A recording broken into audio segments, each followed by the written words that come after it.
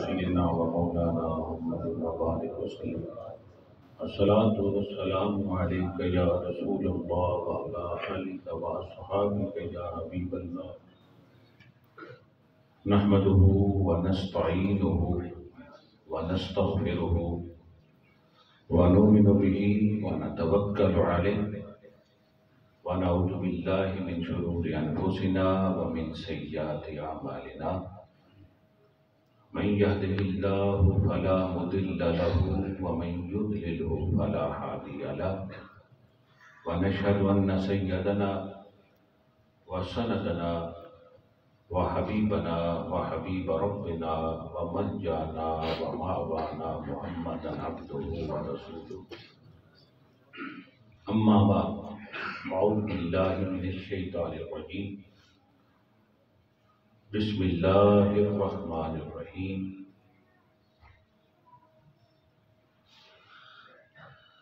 ألا إن أولياء الله لا خوف عليهم ولا هم يحزنون. صدق الله مولانا العظيم. ثم قال الله تبارك في القرآن المجيد والفرقان المجيد: ومن يعظم شعائر الله فإنها من تقوى القلوب. صدق الله مولانا العظيم.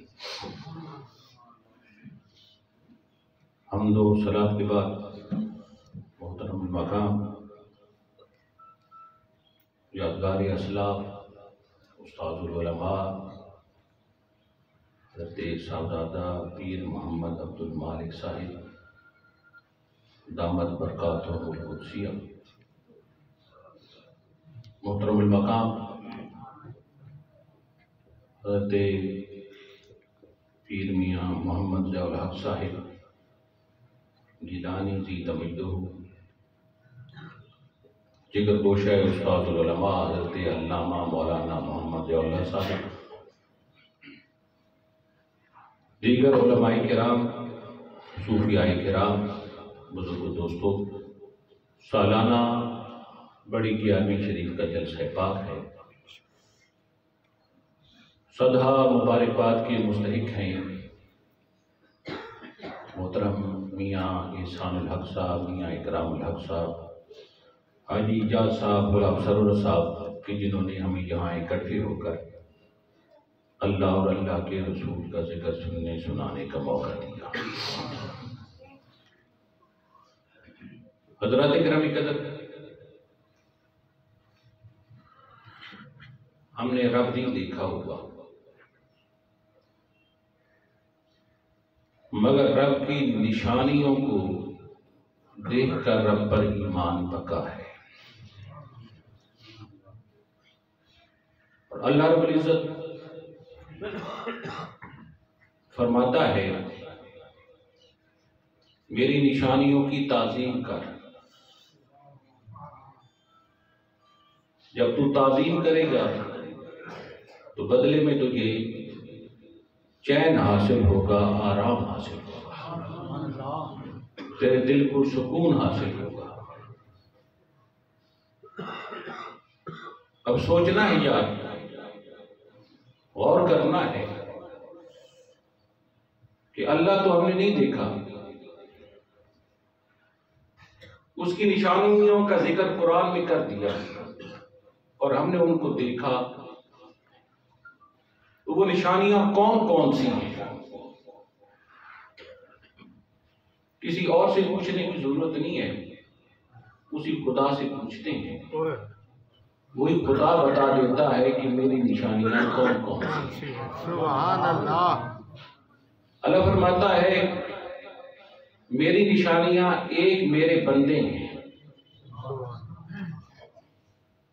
دوسری نشانی وہ جگہ ہے جہاں میرے بندوں کے قدم لگتے ہیں، سبحان اللہ. اور تیسری نشانی وہ چیز ہے جس کی نسبت میرے بندوں سے ہو جاتی ہے، وہ بھی میری نشانی ہوتی ہے. اللہ رب العزت نے فرمایا میری نشانیوں کی تعظیم کرے گا تجھے چین حاصل ہوگا. کون سی نشانی؟ اللہ فرماتا ہے ان اصحاب الکہف والرقیم کانوا من آیاتنا عجبا. اصحاب کہف غار والے بنی اسرائیل کے ولی میری عجیب نشانی ہے. معلوم یہ ہوا اللہ والے اللہ کی نشانی ہو گئے اور اللہ کی بندی ہے. وہ ایک جگہ قدم رکھتی ہے اور وہ جگہ کیا بنتی ہے؟ ان الصفا والمروہ من شعائر اللہ. صفا ایک پہاڑی، مروہ دوسری پہاڑی. اللہ فرماتا ہے جہاں میری بندی کے قدم لگے ہیں وہ جگہ بھی عام نہیں ہے، وہ جگہ بھی میری نشانی ہے. اللہ والے اللہ کی نشانی، جہاں قدم رکھتے ہیں وہ جگہ اللہ کی نشانی. اور تیسری، جس چیز کی نسبت اللہ والوں سے ہو جائے وہ چیز اللہ کی نشانی ہے. اللہ رب العزت نے قرآن ہی میں بتایا ہے میرے صالح علیہ السلام کی اونٹنی جو ہے وہ میری نشانی ہے. حضرات گرامی قدر، معلوم یہ ہو گیا ہم نے اللہ نہیں دیکھا ہوگا، ہم نے رب کی زیارت نہیں کی ہوئی، پر اس کی نشانیوں کو دیکھا ہوا ہے. ہم نے اللہ والوں کی صحبت پائی ہے، ان کے جا کے پاس بیٹھے ہیں اور ان جگہوں کو دیکھا ہے جہاں ان کے قدم لگے ہیں اور ان چیزوں کو دیکھا ہے جن کی نسبت ان اللہ والوں کے ساتھ ہوئی ہے.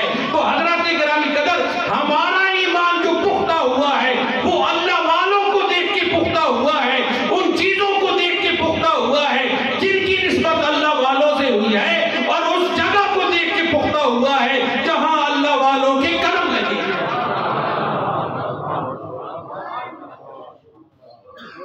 حضرات گرامی قدر، اب اللہ فرماتا ہے میرے بندے بھی نشانی، جہاں وہ قدم رکھتے ہیں وہ جگہ بھی اللہ کی نشانی، اور جس چیز کی نسبت ان سے ہو جائے وہ چیز بھی اللہ کی نشانی ہو جاتی ہے.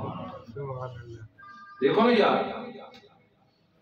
پورا کعبہ کے ساتھ مطاف ہے، پورا مطاف.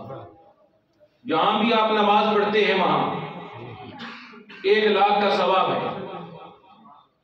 پر اللہ کیا فرماتا ہے؟ اللہ فرماتا ہے وَاتَّخِذُ مِن مَقَامِ إِبْرَاهِيمَ مُصَلًّى.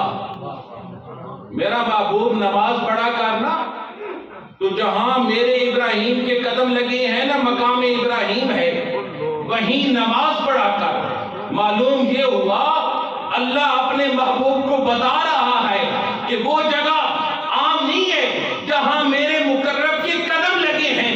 اب نماز تو پورے کعبے کے اندر پڑھی جا سکتی ہے، ثواب بھی 1,00,000 کا ثواب ہے، پر جہاں حضرت ابراہیم کے قدم لگنے والی جگہ ہے اللہ فرماتا ہے محبوب اسی کو مصلی بنایا ہے. سبحان اللہ. وہ جگہ خاص ہو جاتی ہے جہاں اللہ کے مقربین کے قدم لگتے ہیں. سبحان اللہ. دیکھو نا یار، رب قسمیں کھانے سے پاک ہے، اور اللہ رب العزت فرماتا ہے کہ میں اس شہر کی قسم کھاتا ہوں جہاں میرے محبوب کی قدم لگے. سبحان اللہ. اور اللہ اس شہر کا نام نہیں دیتا، یہ نہیں کہتا مدینے کی قسم ہے، یہ نہیں کہتا مکہ کی قسم ہے، بلکہ اللہ فرماتا ہے قسم ہے محبوب انت حلم بہذا البلد. اور وجہ نہیں ہے، اللہ نے انت لگا کے بتا دیا، وجہ اور نہیں ہے. محبوب تیری وجہ سے قسم ہے اور وجہ نہیں ہے. اللہ اکبر. وہ جگہ عام نہیں رہتی جہاں اللہ کے مقربین کے قدم لگیں یا ان کا ڈیرا ہو. اب جہاں مدینے والے نے جا کے ڈیرا لگایا ہے نا یار، دنیا میں بڑے خوبصورت ملک ہیں، پیرس، دبئی، بڑے بڑے حسین شہر ہیں یار. نیو یارک کو بڑا ترقی یافتہ شہر کہا سکتا ہے، پر آپ اسے جنت نہیں کہہ سکتے. جہاں مصطفیٰ نے ڈیرا لگایا ہے اس کے بارے میں اعلان ہو چکا ہے ما بین بیتی و منبری روضۃ من ریاض الجنہ. میرے یار کا جہاں ڈیرا ہو گیا ہے یہ جگہ اب عام نہیں ہے، اس کے گھر سے لے کر اس کے منبر تک جتنی جگہ ہے وہ جنت کے باغوں میں سے.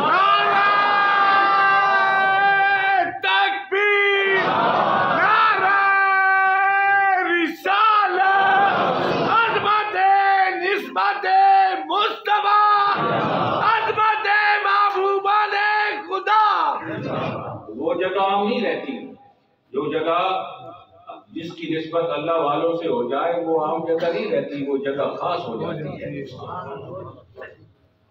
حضرات گرامی قدر، ایک حدیث سناتا ہوں۔ میرے آقا علیہ الصلوۃ والسلام نے حج کیا تھا اور مدینہ سے مکہ کی طرف آپ گئے تھے، اور آپ نے راستے میں 7 دن لگائے تھے مکہ شریف پہنچنے تک، اور ان 7 دنوں کی نمازیں بنتی تھیں 35، اور ان 35 نمازیں سرکار نے راستے میں پڑھی تھی، اور آپ کے ساتھ حضرت عبداللہ ابن عمر بھی گئے تھے جو سیدنا عمر فاروق کے بیٹے ہیں، اور یہ وہی حضرت عبداللہ ابن عمر ہیں جو امام حسن کے ساتھ کھیلا کرتے تھے، ان کے ہم تھے۔ یہی حضرت عبداللہ ابن عمر اور حضرت امام حسن ایک دن اکٹھے کھیل رہے تھے، تو ان کا کسی بات پہ بچے تھے تو جھگڑا ہو گیا، لڑائی ہو گئی۔ امام حسن نے کہا تھا، اے عبداللہ ابن عمر تم ہمارے غلام ہو۔ تو امام حسن نے جب یہ بات کی تو عبداللہ ابن عمر کے باپ جو تھے وہ سیدنا عمر فاروق تھے، اور 22 لاکھ مربع میل پر ان کی حکومت تھی۔ تو وہ دوڑ کے حضرت عمر فاروق کے پاس چلے گئے اور جا کے کہا، بابا حسن کہتے ہیں تم ہمارے غلام ہو۔ سیدنا عمر فاروق نے کہا، اسے کہو کہ یہی بات اپنے بابا علی سے لکھوا دیں کہ تم ہمارے غلام ہو۔ سیدنا امام حسن گئے عمر فاروق کے پاس، حضرت علی کے پاس، اور حضرت عمر فاروق کا میسج پہنچایا کہ وہ کہتے ہیں میں نے انہیں کہا ہے آپ ہمارے غلام ہیں۔ انہوں نے کہا بابا سے لکھوا دو۔ مولا علی نے قلم اٹھائی اور لکھ دیا۔ محبت کی باتیں ہیں۔ اب وہ پیپر، وہ کاغذ لے کر حضرت امام حسن نے حضرت عبداللہ ابن عمر کو دیا، اور عبداللہ ابن عمر نے جا کے سیدنا عمر فاروق کو دیا۔ تو عمر فاروق نے ساری اپنی اولاد کو اکٹھے کر کے کہا، یہ میری سند ہے، جب میرا انتقال ہو جائے تو اسے کفن میں رکھ دینا ہے، میں مجھے جا کے مصطفیٰ کو دکھلاؤں گا کہ تیری اولاد نے ہمیں اپنا غلام کہا۔ حضرات گرامی قدر،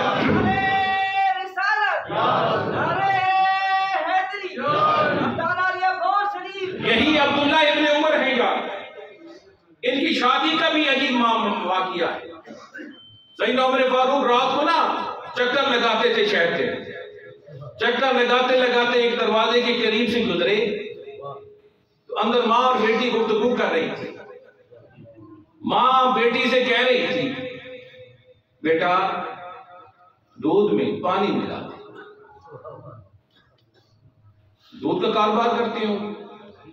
بیٹی آگے سے کہنے لگی، اماں عمر نے منع کیا ہے دودھ میں پانی نہیں ملانا۔ اب عمر فاروق دروازے پہ سن رہی ہے۔ ماں آگے سے کہتی ہے، بیٹا تو کہتی ہے عمر نے منع کیا ہے، یہاں کو عمر دیکھ رہی ہیں؟ تو بیٹی آگے سے کہتی ہے، اماں عمر تو نہیں دیکھ رہا پر عمر کا رب تو دیکھ رہا۔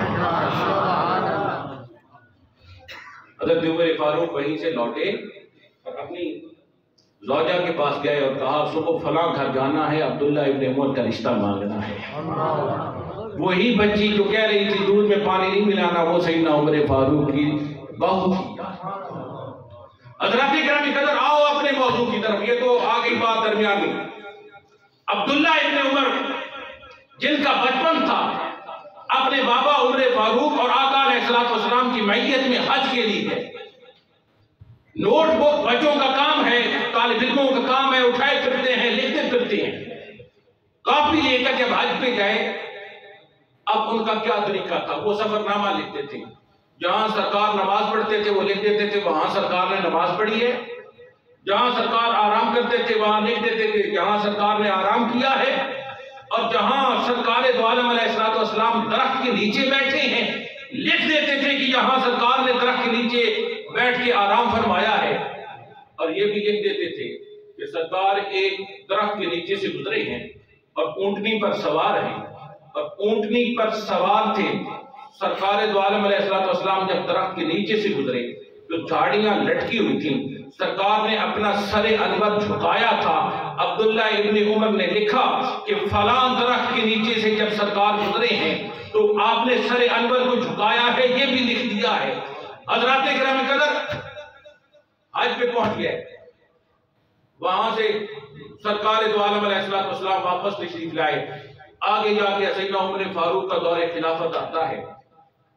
اب حضرت عمر فاروق اور حضرت عبداللہ ابن عمر حج کے لیے جاتے ہیں۔ وہی نوٹ بک، وہی کتاب، وہی سفر نامہ عبداللہ ابن عمر اٹھاتے ہیں اور چلتے ہیں۔ جہاں مصطفیٰ پاک نے نماز پڑھی تھی وہیں جا کے رکتے ہیں، وہیں نماز ادا کرتے ہیں۔ آگے چلتے ہیں، جہاں سرکار نے آرام فرمایا تھا وہیں آرام فرماتے ہیں۔ جہاں سرکار دو عالم علیہ السلام گزرے تھے درخت کے نیچے سائے میں بیٹھے تھے، اب وہاں درخت نہ ہوتے ہوئے بھی وہاں جا کے بیٹھتے تھے، اور کچھ وقت جتنا سرکار نے آرام فرمایا تھا وہاں آرام کرتے تھے۔ اور حتیٰ کہ درخت کے نیچے سے سرکار گزرے تھے، سر کو جھکایا تھا۔ اب جب وہاں سے گزرے حضرت عبداللہ ابن عمر تو آپ نے وہاں سے اونٹنی کو گزارا، درخت نہ تھا، جھاڑیاں لٹکی ہوئی نہیں تھیں، پر عبداللہ ابن عمر وہاں سے گزرتے تھے، سر کو جھکاتے تھے۔ اب میں آپ سے پوچھتا ہوں، پڑھا لکھا اجتماع ہے، ایجوکیٹڈ لوگ ہیں آپ لوگ، میں آپ سے پوچھتا ہوں کیا یہ حج کا حصہ تھا؟ حج کا حصہ تھا تو منی میں قیام کرنا تھا، حج کا حصہ تھا تو مزدلفہ میں قیام تھا، کنکریاں مارنا تھی، قربانی کرنی تھی، کیا طواف کرنا تھا، یہ حج کا حصہ تھا۔ یہ تو حصہ نہیں تھا۔ جہاں مصطفیٰ نے نماز پڑھی تھی وہیں نمازیں پڑھنی ہیں، جہاں مصطفیٰ نے آرام کیا ہے وہیں آرام کرنا ہے۔ یار یہ ساری محبت کی باتیں تھیں، مصطفیٰ کی اداؤں کو اپنایا ہوا تھا۔ مصطفیٰ جہاں جہاں سے گزرتے تھے صحابہ وہیں سے گزرتے تھے۔ ان کو پتا تھا یہ جگہ عام نہیں ہے، یہ جگہ خاص ہے، اور یہ جگہ وہ ہے جہاں مصطفیٰ کے قدم لگے ہیں۔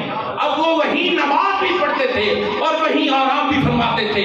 یہ کسی اور کا طریقہ نہیں ہے، یہ حضرت عبداللہ ابن عمر اور سیدنا عمر فاروق کا طریقہ ہے۔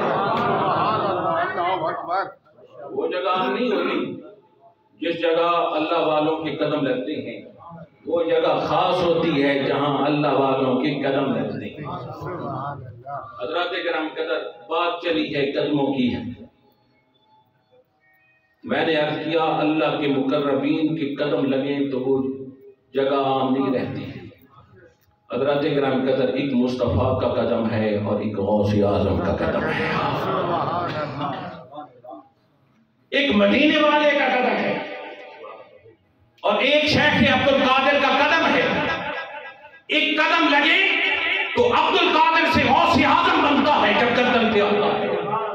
ایک قدم ولی کی قدم بھی جب آتا ہے حضرات کرام قدر تو وہ سر کو جھکاتا ہے اور 90 لاکھ کو کلمہ پڑھانے والا کہتا ہے آپ کا قدم میری گردن پر نہیں ہے، میرے سر اور آنکھوں پہ آپ کا قدم۔ اللہ والوں کے قدم زمین پہ لگے تو زمین خاص ہو جاتی ہے، اور غوث اعظم کا قدم اللہ کے بندوں پہ لگتا ہے تو وہ ولی اللہ بن جاتے ہیں۔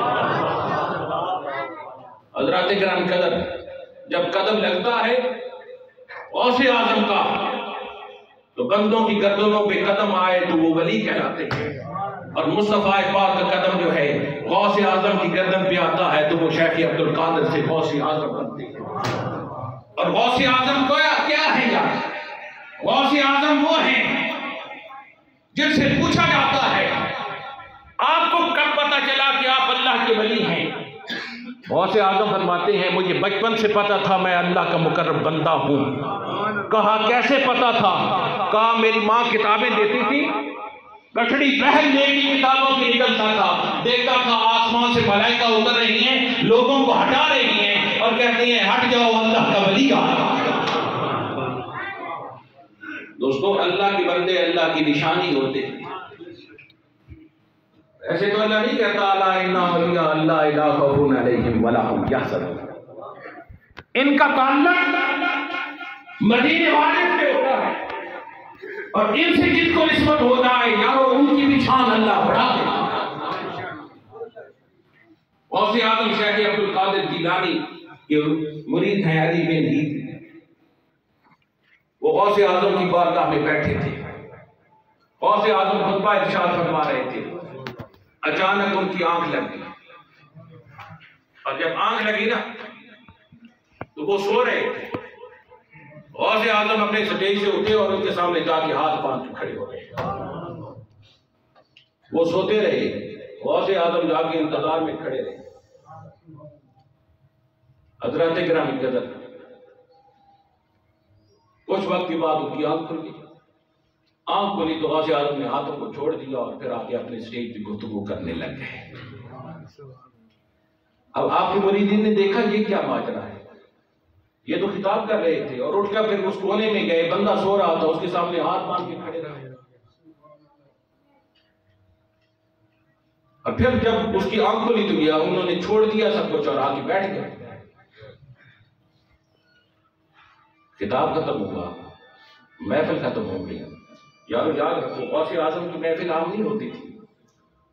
آپ نے جب یہ سلسلہ خطاب کا شروع کیا نا تو آپ خطاب نہیں کر سکتے تھے, تو سو رہے تھے. رات کو سرکار خارج میں تشریف لائے اور کہا عبد القادر خطاب کیا گیا. کہا زبان ساتھ نہیں دیتی, لکنت ہے بات. سرکار دو عالم علیہ السلام نے 7 مرتبہ لعاب دان غوث اعظم کے منہ میں ڈالا. پھر اگلی رات آئی تو پھر مولا علی خواب میں آ گئے اور آپ نے 6 مرتبہ غوث اعظم کے منہ میں لعاب دان ڈالا.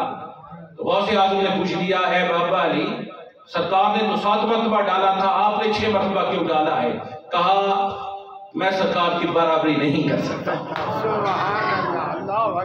پھر خطاب کی شروع کیا نا یار. پہلے خطاب حجرے سے شروع کیا, پھر مسجد تک لے آئی, مسجد سے پھر کھلی جگہ باہر تھی وہاں تشریف لے گئے. لوگ بڑھتے گئے, غوث اعظم خطاب کرتے گئے, حتیٰ کہ حضرات گرامی قدر ایک دن ایسا آیا غوث اعظم خطاب فرماتے تھے آپ کے لیے شہر میں جگہ کم پڑ گئی, 7 صحرا تھا وہاں تشریف لے جاتے تھے اور 70,000 لوگ آپ کا خطاب سننے کے لیے وہاں بیٹھے بیٹھے. وہاں ساؤنڈ اس وقت نہیں تھے, سپیکر اس وقت نہیں ہوتے تھے. آج تو ہر جگہ ساؤنڈ لگ جاتا ہے, سپیکر ہم جاتے ہیں تقریر کرنے کے لیے, تقریر کرتے ہیں, ہر کسی کو آواز سنائی دیتی ہے.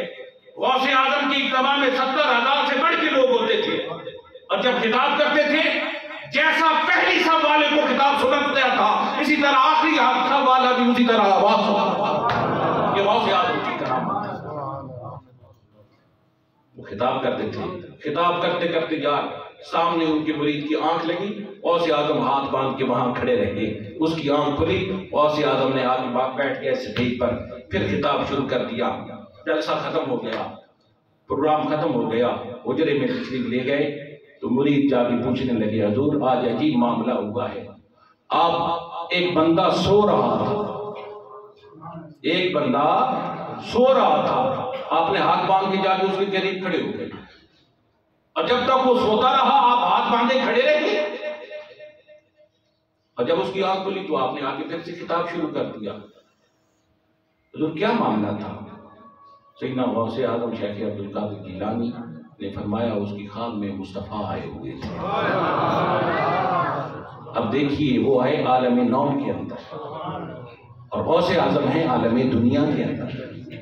اب ایک بندہ آپ کے ساتھ سو رہا ہو بیٹھک میں روم میں سو رہا ہو, بیڈ روم میں آپ کی, اس کو خواب میں کوئی بابا آئے ہوئے ہوں, دادا آئے ہوئے, آپ کو کیا پتا ہوتا ہے کیا ہو رہا ہے اس کے خواب میں؟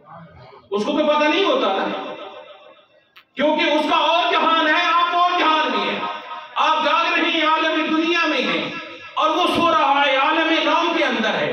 حضرات گرامی قدر وہ عالم نوم میں رہتے ہوئے مصطفیٰ کی زیارت کرتا ہے, وہ سوتے میں مصطفیٰ کی زیارت کرتا ہے, اور غوث اعظم جاگتے میں مصطفیٰ کی زیارت کرتا ہے. جو غوث اعظم جار عالم دنیا میں رہتے ہوئے اپنے مرید کی کیفیت سے آگاہ ہے, وہ عالم نوم کے اندر ہے. وہی غوث اعظم پھر عالم برزخ میں رہتے ہوئے عالم دنیا میں رہنے والے اپنے مرید کے حالات سے نعرہ تکبیر، نعرہ رسالت، عظمت غوث اعظم آستانہ عالیہ بھوسری۔ خدا کے فضل سے ہم پہ ہے سایہ غوث اعظم کا، خدا کے فضل سے ہم پہ ہے سایہ غوث اعظم کا، ہمیں دونوں جہاں میں ہے سہارا غوث اعظم کا۔ غوث اعظم شیخ عبد القادر جیلانی عالم نوم والے کی کیفیت جان لیتے ہیں۔ دوستو غوث اعظم عام نہیں ہے، اللہ رب العزت کی بارگاہ میں ان کو بڑا مقام حاصل ہے، بڑی عظمتیں حاصل ہیں، بڑی شانیں حاصل ہیں۔ دوستو ان کی شان کا یہ عالم ہے۔ آپ کا ایک مرید تھا، مرید کسی وجہ سے حضور غوث اعظم اس سے ناراض ہو، ناراض ہو۔ اللہ کسی کہ پیر کو جو ہے وہ ناراض نہ کرے، ہر چیز بند ہو جاتی ہے، فیضان رک جاتا ہے، تار کٹ گئی، سب ختم، لاکھوں پھرتا رہے پھر فیض بند ہوتا ہے، جو مرتد طریقت ہو جائے سب کچھ ختم ہو جاتا ہے۔ غوث اعظم شیخ عبد القادر جیلانی ایک مرید سے ناراض ہو گئے، حضرت گرامی قدر وہ پھرتا رہا، کبھی ایک در کبھی دوسرے در بدر، کبھی کہیں کبھی کہیں، در بدر پھرتا رہا، اور حتیٰ کہ 300 پیروں کے پاس گیا کہ میرا فیض رک گیا ہے، فیض جاری کر۔ 300 پیروں کے پاس گیا، سب نے کہا نہیں تیرا تالا نہیں کھل سکتا، جا غوث اعظم شیخ عبد القادر کی بارگاہ میں، وہی جس نے تالا لگایا ہے وہی وہ پھرتا پھرتا حضرت گرامی قدر حضور غوث اعظم شیخ عبد القادر جیلانی کی بارگاہ میں پہنچتا ہے، اور جا کے سوچتا ہے کیسے مناؤں، واسطے دوں گا، قدم جو ہے پاؤں پڑوں گا، قدموں میں گر جاؤں گا، کیا کروں گا؟ پہنچتا ہے غوث اعظم کی بارگاہ میں، جیسے آتا ہے دور سے آتے دیکھتا ہے غوث اعظم شیخ عبد القادر کی جیلانی کی بارگاہ میں پہنچتا ہے، جیسے ہاتھ ہی ابھی باندھتا ہے اور کہتا ہے حضور اجازت ہے، معافی طلب کرنے آیا ہوں۔ غوث اعظم فرماتے ہیں آجا، تو آجا، میں نے تو تیرے انتظار میں تھا، کب میری بارگاہ میں آتا ہے اور میں تمہیں معافی عطا کرتا ہوں۔ کیوں یار؟ اس لیے کہ آقا علیہ السلام رحمت للعالمین ہے، اور وہ امام الانبیاء ہے، اور انہی کے فیض سے غوث اعظم شیخ عبد القادر جیلانی امام الاولیاء۔ دوستو غوث اعظم شیخ عبد القادر جیلانی وہ ہیں جو سند جاری کرتی ہیں، جو بھی ولی بنتا ہے اس کی سند جو ہوتی ہے۔ حضرات کرام قدر، ہم لوگ یہاں جمع ہیں غوث اعظم شیخ عبد القادر جیلانی رضی اللہ تعالیٰ عنہ کی محبت میں جمع ہیں۔ ایک بات اور بتاؤں کہ اللہ والوں کو اللہ تصرفات کتنے دیتا ہے۔ غوث اعظم شیخ عبد القادر جیلانی خطاب کرتے تھے، اور ویرانے میں میں نے جس طرح کہا نا، وہ کسی بلڈنگ میں تو لوگ آتے نہیں تھے، حال تو تھے نہیں، کسی جگہ وہ بندے سما نہیں سکتے تھے، ویرانے میں صحرا میں چلے جاتے تھے، خطاب کرتے تھے تو بارش ہو جاتی تھی بغداد کے اندر۔ غوث اعظم نے اللہ کی بارگاہ میں عرض کی، یا اللہ بارش برسا بغداد پر میری محفل پہ بارش نہ آئے۔ اللہ کی بارگاہ میں عرض کی، یا اللہ عبد القادر جہاں کتاب کرے وہاں نہ بارش برسے۔ حضرات کرام قدر کتابیں اٹھا کے دیکھ لو، غوث اعظم جہاں کتاب کرتے تھے پورے بغداد میں بارش ہوتی تھی، پر غوث اعظم کی محفل پہ بارش نہیں کرتا۔ اللہ ان کو کیا شانیں عطا کرتا ہے، کیا عظمتیں عطا کرتا ہے، کیا رفتیں عطا کرتا ہے۔ ایسے تو غوث اعظم کا اعلان نہیں ہے تمام ولیوں کی گردن پر میرا قدم ہے اور میری گردن پر مدینے والے کا قدم ہے، اور جو 90 لاکھ کو کلمہ پڑھانے والا ہے خواجہ معین الدین چشتی اجمیری رحمت اللہ تعالی، وہ سر کو جھکاتے ہیں اور کہتے ہیں اے غوث اعظم، اور سر کب جھکایا؟ غوث اعظم کے اور ان کے زمانے میں تو بڑی ڈسٹینس ہے، فاصلہ ہے، کیسے جھکایا؟ حضرت گرامی قدر انہوں نے اس دنیا میں سب کو نہیں جھکایا، عالم ارواح نے اس کی روح نے اعلان کیا تھا، اے غوث اعظم آپ کا قدم میرے سر اور آنکھوں پر ہے۔ غوث اعظم کی آواز جو تھی وہ صرف دنیا تک نہیں آئی تھی، عالم ارواح میں آئی۔ جیسے ابراہیم علیہ السلام نے آواز لگائی تھی نا کعبے کی طرف بلانے کے لیے، تو عالم ارواح میں سنائی گئی تھی نا۔ تو سرکار دو عالم علیہ السلام کا بھی اعلان ہے، میری امت میں سے کچھ لوگ ہوں گے، نبی نہ ہوں گے، رسول نہ ہوں گے، مگر کمالات میں بنی اسرائیل کے انبیاء کی طرح ہوں گے۔ وہ اور ہیں یہی غوث اعظم۔ اے غوث جیلان تیرے در کی قسم، اے غوث جیلان تیرے در کی قسم، تیرے نام سے جی بہلاتے ہیں۔ اے غوث جیلان تیرے در کی قسم، تیرے نام سے جی بہلاتے ہیں، سب غوث قطب ابدال ولی تیرے نام کا صدقہ کھاتے ہیں۔ دوستو دعا ہے اللہ سب کا ہمیں اپنی بارگاہ کے اندر قبول فرمائے، حضور کی سچی غلامی عطا فرمائے۔ صلاۃ والسلام پڑھنے پھر